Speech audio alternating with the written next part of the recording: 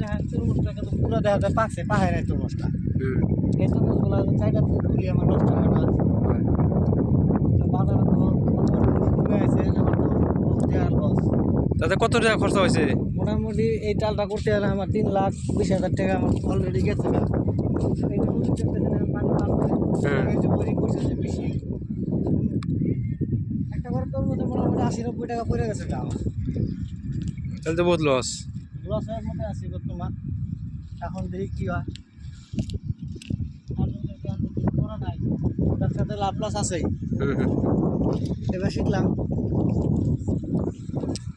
সব এগুলা এগুলা তরমুজ নাকি? অন্য তরমুজ নাই? অন্য তরমুজ আছে, ওই যে ওই যে ওই যে। কই? এটা হলো কুরমুজ, হ্যাঁ। এটা একটা কুরমুজ, এটা তরমুজ না। এটা কুরমুজ, এটা হলো তরমুজ। তরমুজগুলো বড় হওয়া লাগছে। প্রথম প্রথম টাল করা হয়েছে, ওই জন্য টালটা মানে তরমুজটা বড় হয় নাকি। আমরা ওরকম পদ্ধতি জানি না।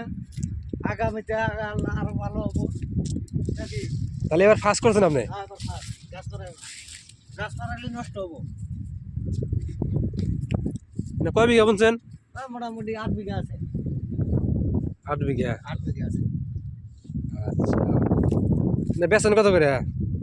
এটা তো আমি বাজার মূল্য যেটা ওকে নিতে লাগবো, বাজার ছাড়া তো আর বেশি নিয়ে যাবো না। আচ্ছা এনে একটা খা দেখারি না? পাহাড় নাই তো। ও পাহাড় নাই, তাহলে আরো বড় বড় করে। হ্যাঁ, আরো বড় দিব। আচ্ছা তরমুজ তো বহুত তরমুজ আছে দেখি। হ্যাঁ, ওদিকে গাছ করাই না, গাছ করাই নষ্ট হবো।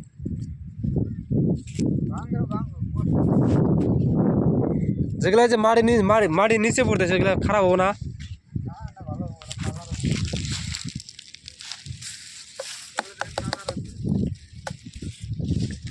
আচ্ছা